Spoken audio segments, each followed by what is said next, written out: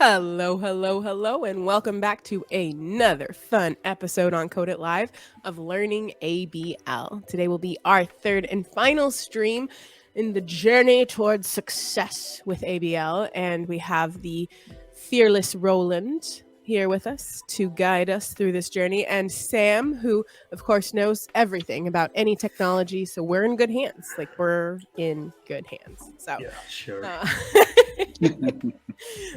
Could one of you darlings please update us for those who are just catching the third and final stream on what we covered in the last two streams, what we were up to? Yeah, Roman, why don't you give us a quick overview of where we stood? What is OpenEdge? What's ABL? One more time, please. Okay. Yeah, so OpenEdge is a long time technology vendor. I mean, started somewhere in the 80s and started with a database, our own OpenEdge database, ABL, so a fourth generation language, later renamed to Advanced Business Language. So it's primarily used for business applications, so ERP systems, big administrative systems, that kind of stuff. As said, it's concentrating on business logic. So what we've been doing last time is creating some business logic. And now let's see if we can expose it and if Sam can build something neat on top of it. That's a good summary, Sam? Yeah, absolutely. Yeah. So here's where we are. If folks want to find us, do a search on Progress or OpenEdge, you'll end up on this landing page. Tells you all about how to supercharge your enterprise app development. It's a full-on development stack, essentially, with database, with your middle tier, with your developer tools, and a language to go along with it. So, a lot of customers, a lot of folks who use it.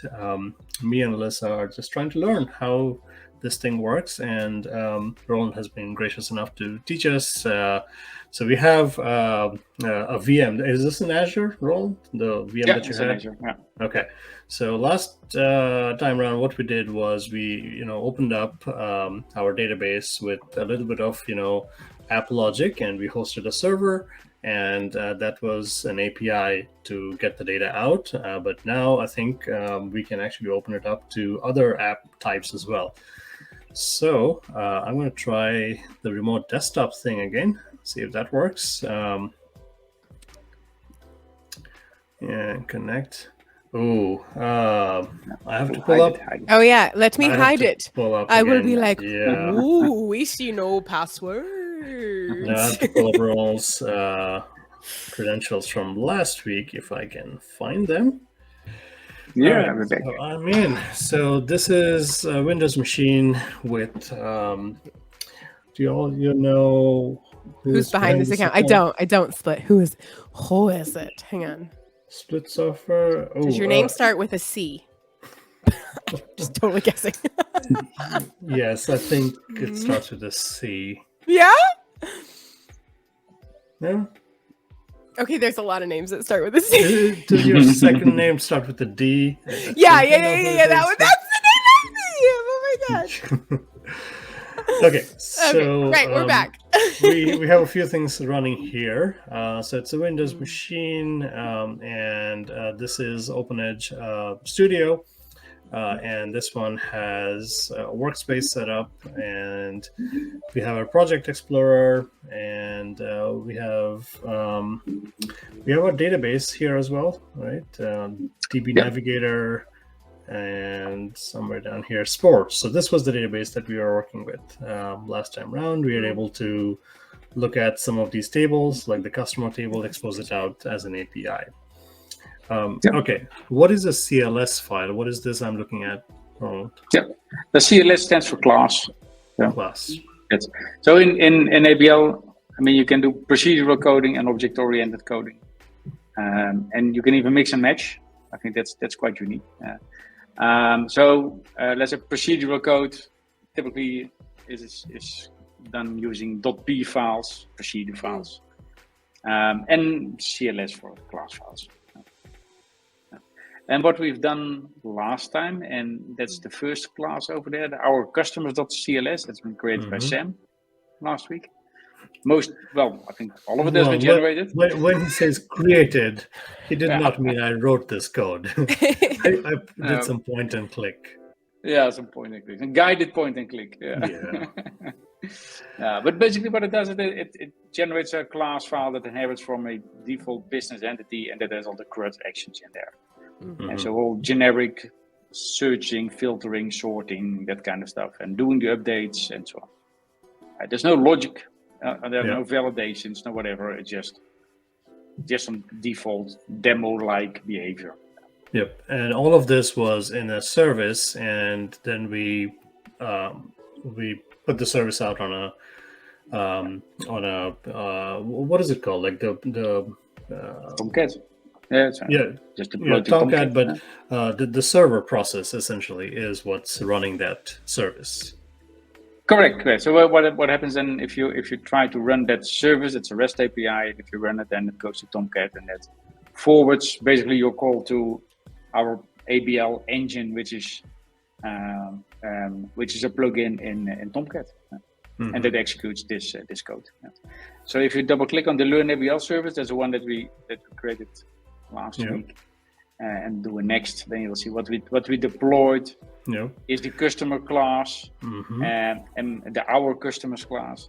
That's the URI.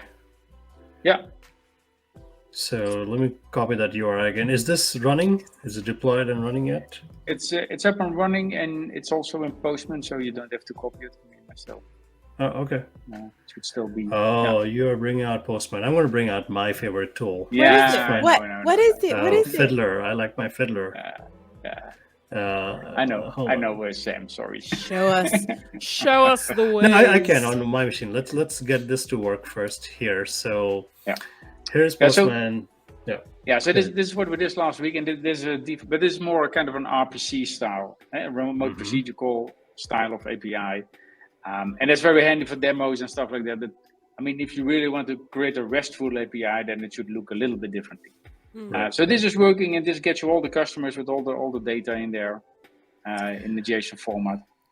I see. So here's our DS customer. What's this prods has changes true? Yeah. So this is, as I said, this is an RPC style, and it has all the CRUD actions. And one of the things, if you're doing, like if you're updating a customer, and somebody opens the screen, does a search, gets all the customer information, and then one has to start updating, and that may take a while. It could be seconds, could be minutes, and maybe somebody changes your data in the meantime. You don't know because you're in the browser and the data is somewhere, I don't know, somewhere far away in a data center running on a big machine. So then you may override somebody else's changes.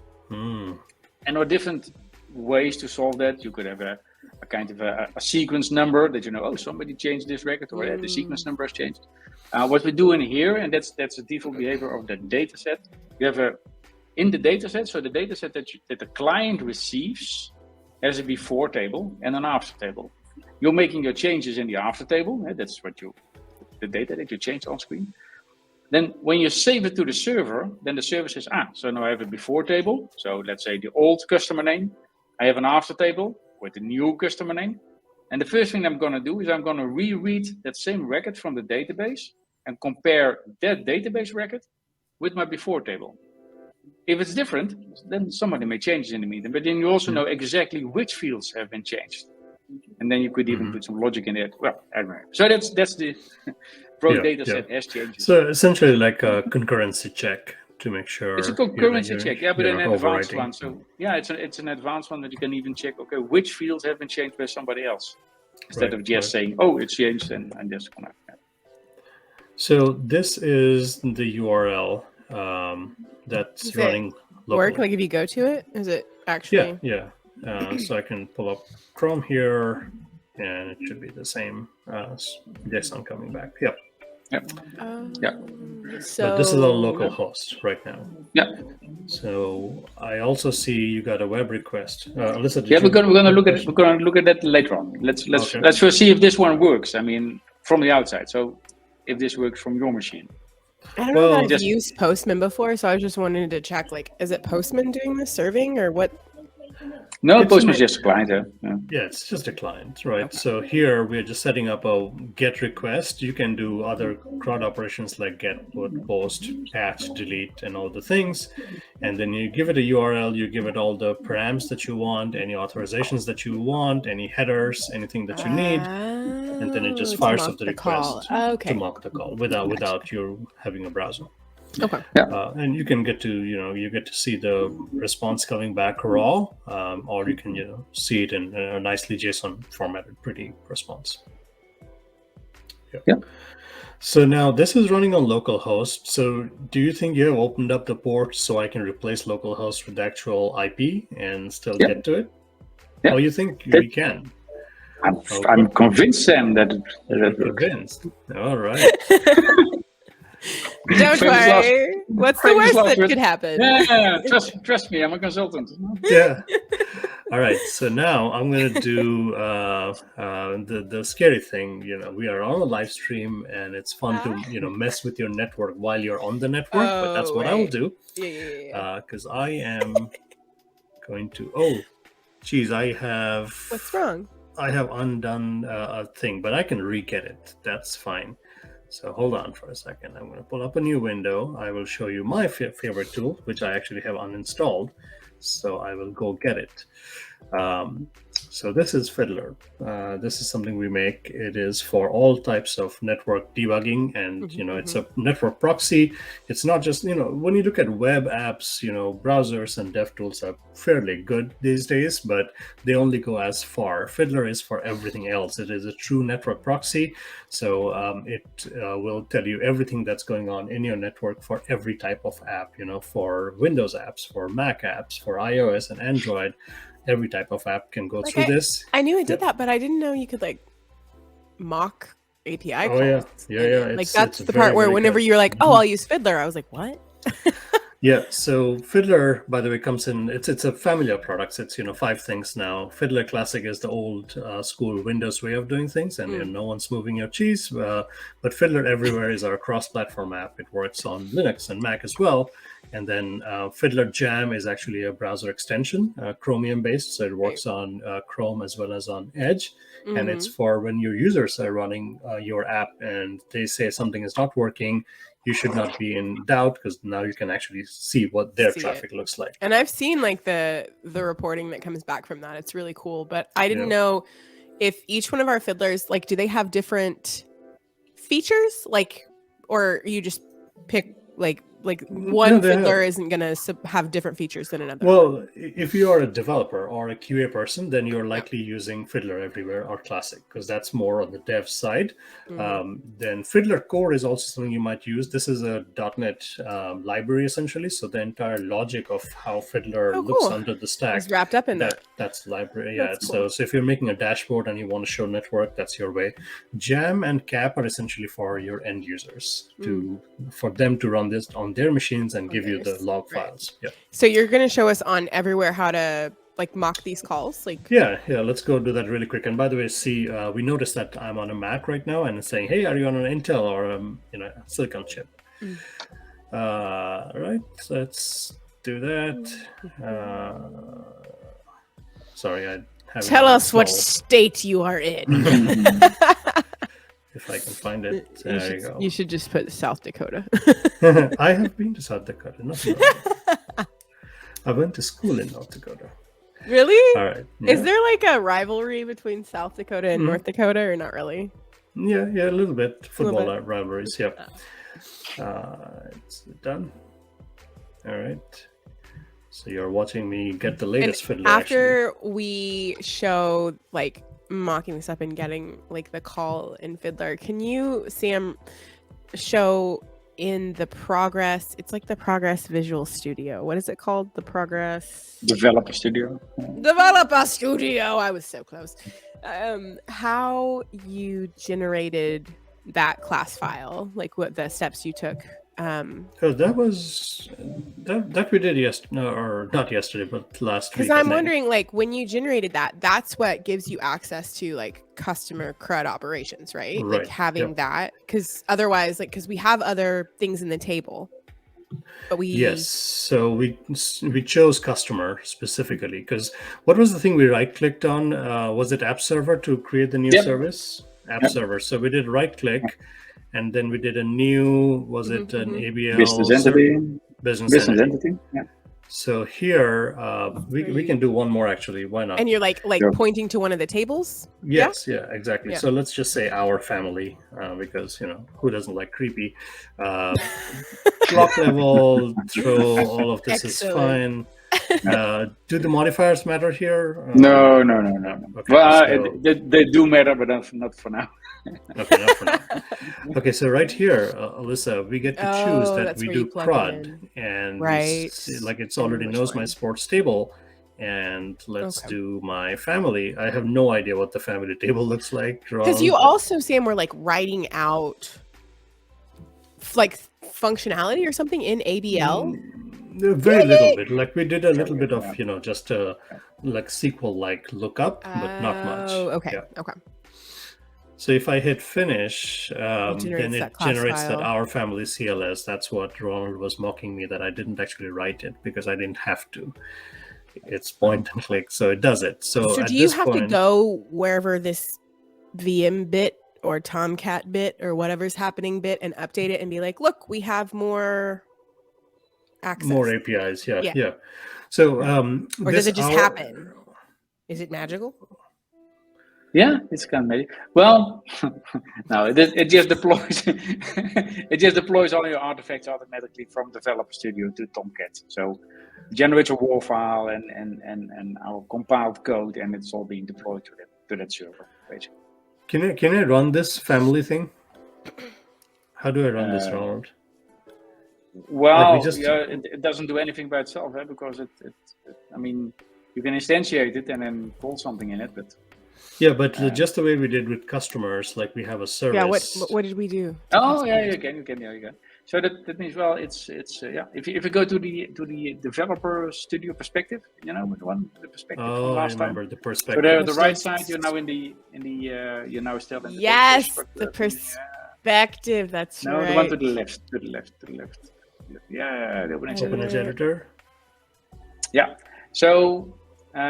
What you see now is that we've deployed on the OE Pass 1, so our default Progress application server, and you see there's the Learn ABL service, so that's the REST service that we deployed, and the customer, that's the code that we deployed, and so they're both deployed on the same server.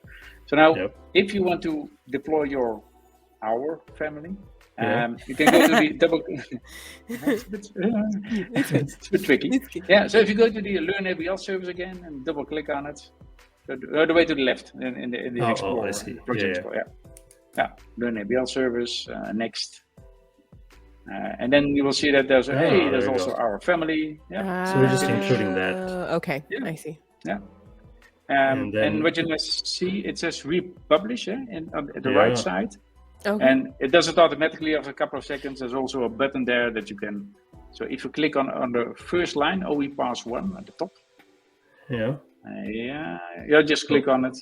Or keep it open. Oh, it's already published. I mean, it always takes a couple of seconds. Yeah, and then I can. I don't need to restart because it's already published. You don't need to do anything. You can just go back to the. So we had this for our customers, but then would we just pick up our family now? Our family, yeah, it should. Yeah.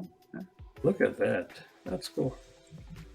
Well, let's see what the family table has. We've never looked at the table in the database, but right there. Me neither. No. Okay, it is a family. I'm so excited. It has relations. It has birthdays. Covered on benefits. Healthcare is fun for every country, right? Benefit dates. So it's a big family tree. All right, that's pretty quick. Yeah.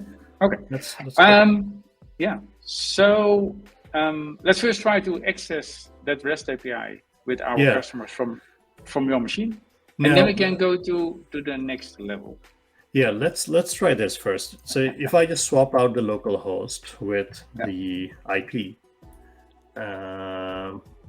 117.197.21, and still the same port. You think this will work? Yep. Oh, yeah. All right. This is Of course, good. that is not secure because you're using Sure, HTTP, sure. but with All right. with Now we're back on my machine, and now we are going to your IP in Azure, and there's my JSON. Now this there it looks is. not so pretty because it's in my browser. Oh, and this is where I was going to launch Fiddler if I can, Yeah. and it's going to ask me to log in. Oh, I'm so excited. I can't wait to see the fiddlery bits touching the ABL bits. Oh, this is very exciting. Do you want me to take it off, Sam? No, it's okay. It's gone off to a different window. Excellent. Right. It was quite fast even because the Azure machine is running in Western Europe. Yeah. Here in the US. So it's across the ocean a couple of times. Yeah. All right. So I want to skip this first. Okay. So this is Fiddler Everywhere, in case folks have not noticed. And the first thing you want to do when you launch it is you want to turn that live traffic off for a second so you have a minute to breathe, because it is overwhelming. It is a proxy. It will capture everything that's going in and out of your machine. Very exciting. And also creepy if you if you want to know how Apple and Google and Microsoft and all of your services on your machine, how they're calling back home, it captures everything. Oh wow. Okay. Yes. So what we want to do is, if I pull up a browser. Where do you go? Where do you plug this in at? Yes. So let's do that again. And I made a REST GET call. Mm-hmm. And so Fiddler should have got it. Oh no, I wasn't actually. Oh, was it running? So now let's do a redo, and right there it is. Okay. So first thing we want to do is do a filter, and I want to say learn ABL. Yep. So when I do a filter, it just takes out all of the other things because it's too much. I want to focus on just this one request and response. Maybe I know like a certain URL that I'm going to. Maybe I'm looking for like a 404 or 200, whatever. That's what I'm looking at. So, and I can also look inside HTTPS traffic. This one I don't have to because it's not secure yet, but you have to trust a few root certificates, and then it can actually show you HTTPS traffic as well. But here's the thing. I'm sitting here in Pennsylvania. This is Fiddler running on my machine, and it's looking at traffic going through my browser into an Azure portal or Azure service running in Europe. So here's the JSON coming back exactly as we had hoped. So this is not local to that Azure machine anymore. Now it's on mine.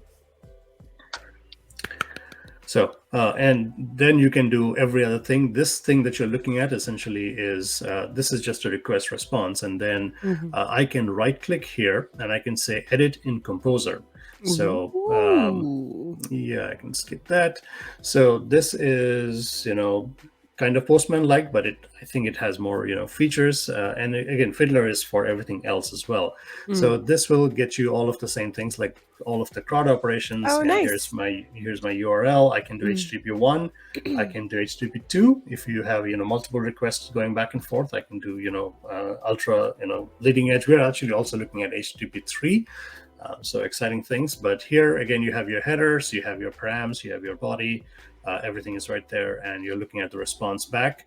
And the nice thing is I can save this as an API. Let's say me and Alyssa are working together as a team, then I can save off my APIs, and then she can open up Fiddler and have the same API calls. And then you get to, mock things, which is really the power. So if I go into, let's close this for a second. If I close, so if I go into rules, this is truly where you get to see the power of Fiddler. So maybe you're doing performance testing, right? So maybe I want to see that if you hit my machine on this URL, what if the user has JavaScript turned off? What if they're on a very slow connection? What if they don't have the right authorization? So this is your way of setting everything up. So I can add a rule to say, when you come to this URL or host or protocol, whatever it is, or you come to this ABL, this URL, if you do come to this, so here I can paste that back in. So if you come to that our family thing, URL contains this whole thing, I could say that I want to just straight up do a manual response. Let's just do that, and we could say hello world. So now it's kind of a man or a woman in between. So let's do a save here. So I completely changed that thing up, and did I not save it? Oh, it just says new role. Yeah. Now I have that waiting, and I think if I go do this again, now it's cached. So let's do porn mode and do that again. Now it's still cached. Did you just say porn mode? Yeah, the incognito mode. Hold on. What I was trying to say was, if this rule is acting and inspector. Oh, the rule wasn't actually on. Okay. Oh. Did I not save this rule? I must not have saved the rule at all. Okay, let's try this again. All right, so here's my URL. And we will say manual response. I must not have saved it. And save. Okay, now I got both of those things acting. It should be giving me. Let's do the composer one more time. I was like, is that supposed to be in the console? Yeah. So here, it actually didn't save the hello world, but now you can see that I'm going to the same URL, but instead of getting the JSON back, I get this like response body, because like it actually didn't go to that URL. I stopped it in between, and Fiddler said, no, I got a special rule that can act on just that URL. So anyways, so you can mock your own data. I mean, for testing, unit testing, and That's so cool. the point is, you can totally be the thing in the middle, and like if you are coming to my machine, I can give you a very custom response. I can not give you images. I can not serve you JavaScript, and you can totally test out like how your app is looking like. Yeah, that's awesome. All right, let's for ABL, we've done some cool stuff so far, but I know, Roland, you were going to show us maybe a couple of RESTful calls. Do you want to, Sam, do you want to get to some maybe updating data and like seeing if we can... So this was just a look, like a get.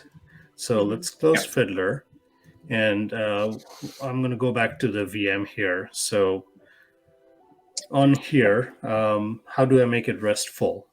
Yeah, so I've already set that up for you. Okay. So what I did is, as I said, so this one was just an RPC call. But if you really want to do a RESTful call and you want to be fully in control of what's being returned, because now it just returns the data set with all the data, just a JSON file. That's it. And you cannot really change your response, or you cannot even really verify the request itself. I mean, that's limited.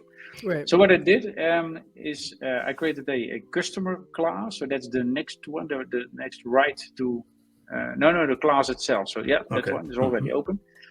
And this is what we call a web handler. So it just means we have in Tomcat, you can configure it in such a way that you say, well, if somebody wants access to a specific service, a specific URI, then you reroute it to this class, and there's nothing in between. I mean, it's a direct call, and you're fully in control of the request and the response. That's all up to you as an ABL developer. So that's this customer class. it uses some helpers, as you can see there. It uses a web response writer and that So kind of stuff. Yeah. Yeah, so it's kind of like like you said, like a web handler. I'm thinking like a ASP.NET controller, like something that sits in between and says, "Oh, you're asking for this special thing. Let me do this special logic," and not just give you back the stuff from the database. Okay. You can consider it as a kind of a service interface, or whatever you want to call it. I mean, it's a layer in between, and that's just doing the communication basically. So what I did as a first thing, well, the default there's a handle get. So this is where all your get commands are being accessed. And well, as you can see there, I'm asking what the path info is, because with a get, you can have different paths. You can do /customer/customer/ whatever you would like. And so first I'm going to show you, if you on the left side in the project explorer, there's a defined services. There's now a customer below there. Yeah. If you double click on it, so what I configured is said, well, I want to. There were 3 different URIs that I want to expose. First one is customer/change name. We're going to look at it later on. The second one is /customer/ and Get then me a specific number, customer. a specific customer, and the last one is /customers. Just all and customers. That's doing the same as what we just did with that RPC style. So these 3 have been published. They're just doing finish and then it's published. So if I went back up here to the URL is different because it's now a web handler. Oh, it is. So if you look at Postman, because that's where I already put it. Oh, you already have the URL. To copy it. There you go. So this is that's that one. Learn ABL so now it looks web different. Customers. Yeah. So first we had the progress, data object, and so on in between, and now it just says Learn ABL. That's our project /web /customers. It's just a little bit more simpler JSON object as well. It's just TT customer and then the whole list. Correct, because in this case there's no data set with before table, whatever it's just the raw data. And that's what you want to use for a real RESTful call. Sure. Okay. And then I see the get customer. Yeah. And this is just saying, well, /customer and then the number.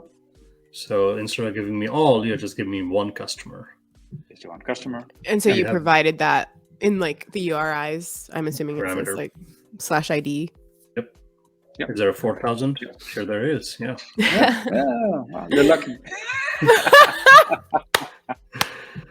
All right. So now, if you can go back to the code, I can show you how I implement.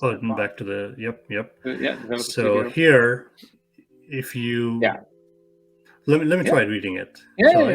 So if the PO request, which I'm guessing is the parameters coming back, if they contain customer and where customer number and 1, so does this 1 mean essentially the first parameter? And you're mapping that to the customer number field. Roland, is it possible to make the font bigger?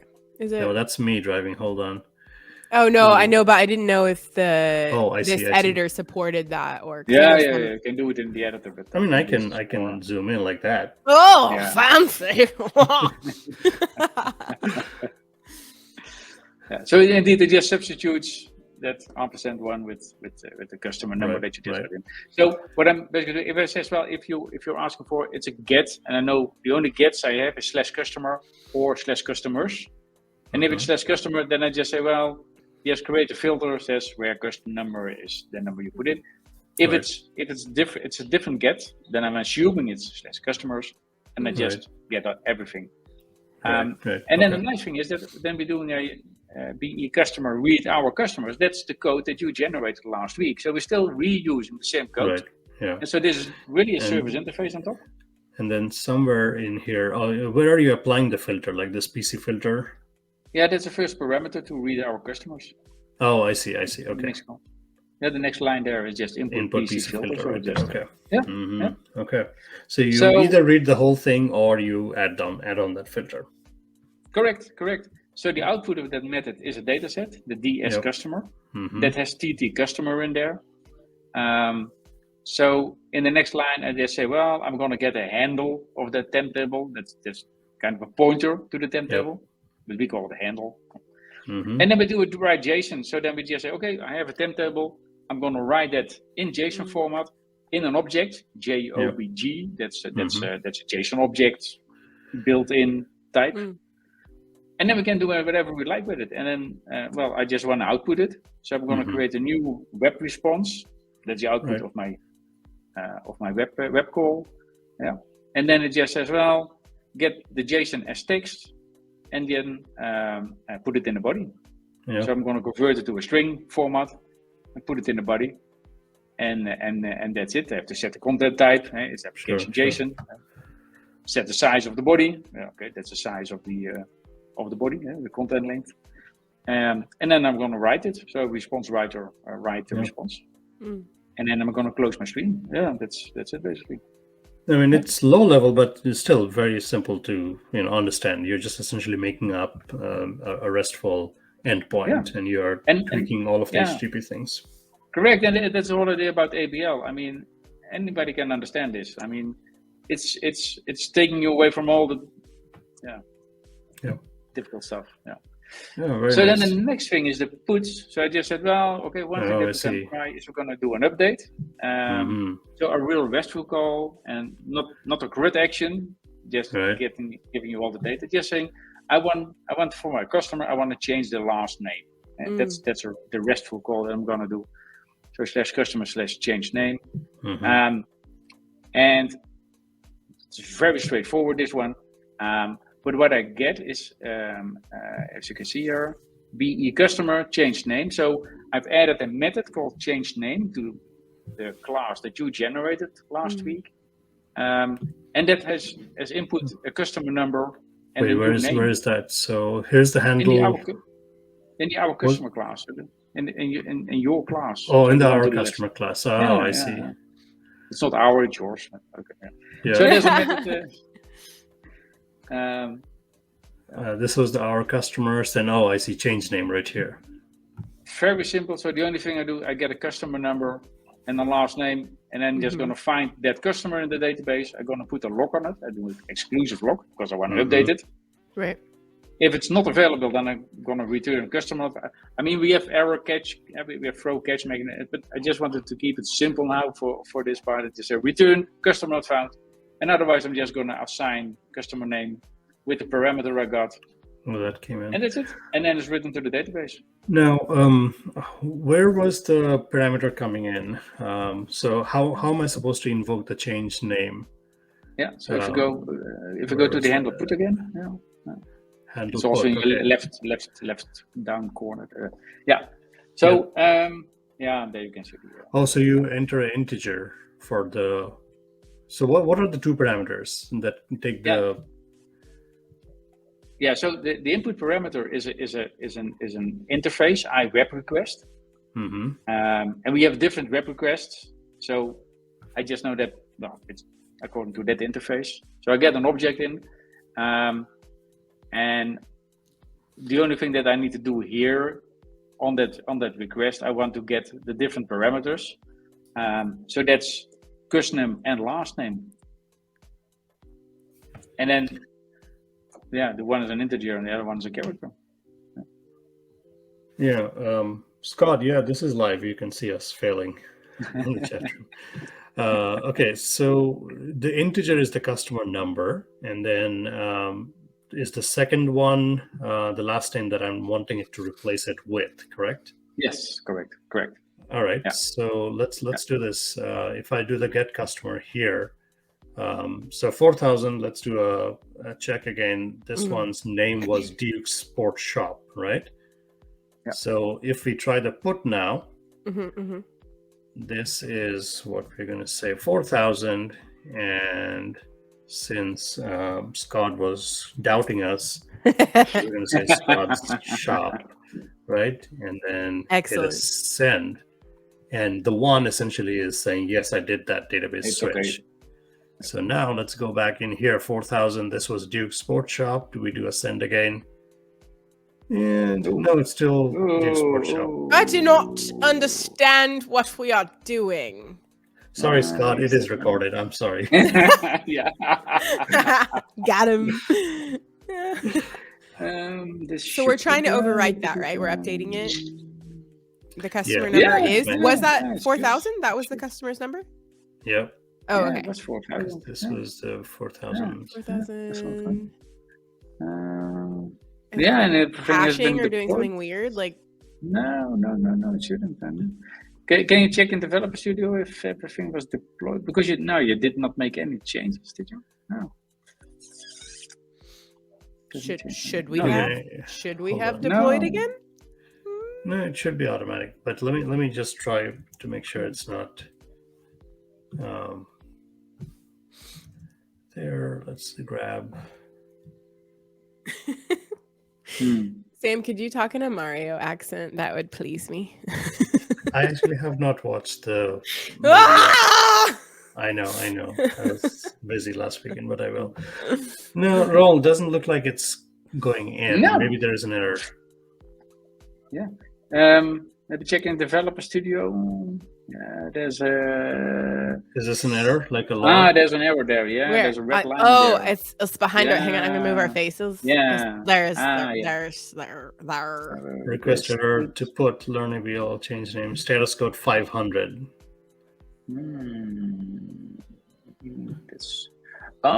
Wait. Okay. Yeah. This is a demo database, and one of the things that's in the demo database is there are some database triggers in there. So they're kind of stored procedures, we call them database triggers, and those are being fired. So I think that's a reason, because it says the customer has an outstanding balance of 349. Whatever, the credit limit must be exceeded. So there's some logic behind it, which is in the database trigger and the store procedure kind of thing, and that prevents you from changing this customer. So you picked the complete wrong customer. Sam, can you please update customer number 1? There's no one in there. It starts with 3,000. All right, we'll do 3,000. Okay. Yeah. Rude. All right, we'll do 3,000. This was Lift Tours. Don't worry, Is the Scott. name? We're gonna get your shop up and running. Don't worry. Scott Do Shop it. send. Oh, update status. Okay. Now go show it. Go show it. See. Get it back. All right, send. There you go. Look at that. Scott's shop is right there. Yeah. See, we are. Way to update the wrong customer, Sam. Yeah. Okay. I knew that. We actually do this all the time. So if you look at some of the demos that we have, let me pull this up real quick. So if I go to if I can type. Let me type. So if I look at any of the demos that we have where there is a database backing field, like if I go to any of the the grid type things, you can do all the updates you want, except that we also have processes running that's just going to put it back to what the state was. So we never actually persist your changes. So that's kind of what it was like. If it's a it's a demo database. I mean, that seems safe, right? Like that feels right. Yeah. It's the same with the ABL Dojo that you've shown last week. Right. The same thing happens if you start a new session. It just restarts a Docker image, and then all the data is back in your Will you show that real quick, Sam? I just want to make sure we. Which one? The dojo. Do you have that URL for the dojo? If you just search on ABL Dojo, then. That's true. I suppose that would also be a proper way of.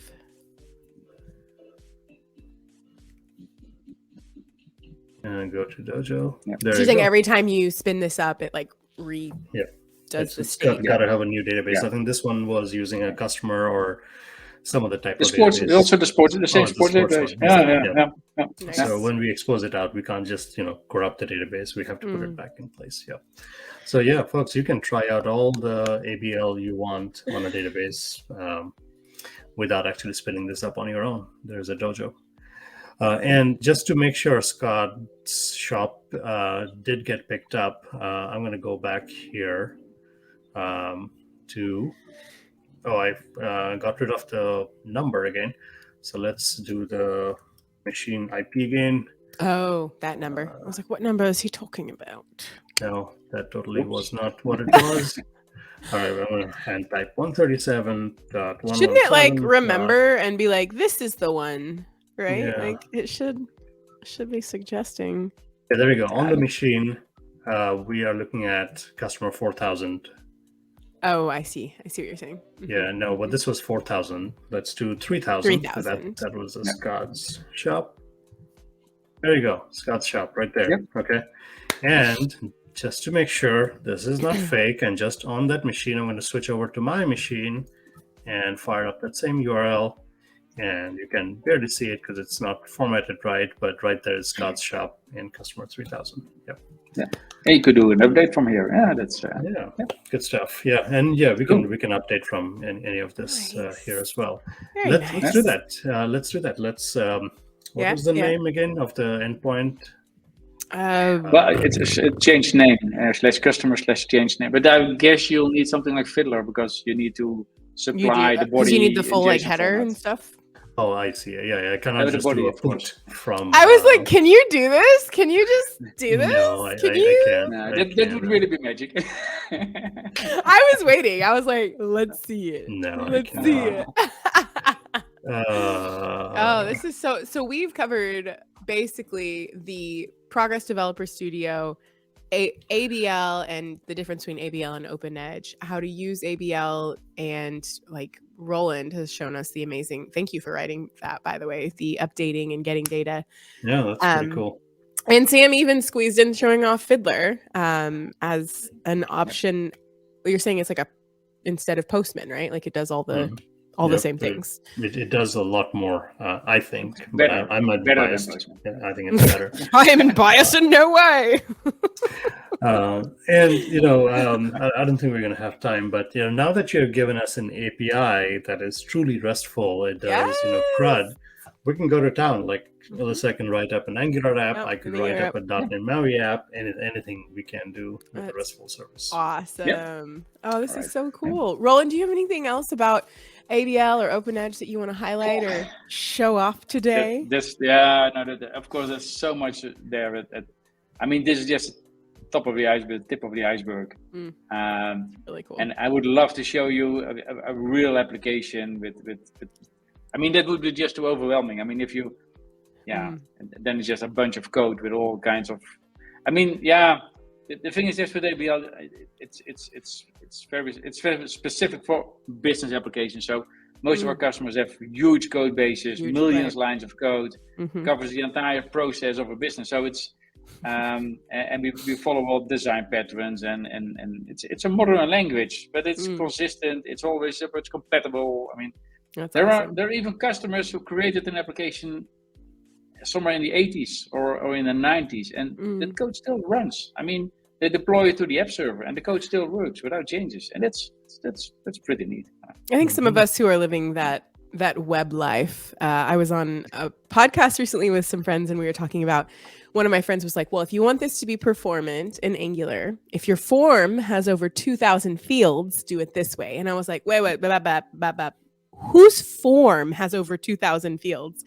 And he was like, "Oh, sweet child," right? So like, I feel like there's like two types of people: ones who like have dealt with business apps, and one like who have not, right? So that it sounds like this is ready to handle the beefiest of business apps. So yeah, it is, and it's a different cup of tea. Yeah.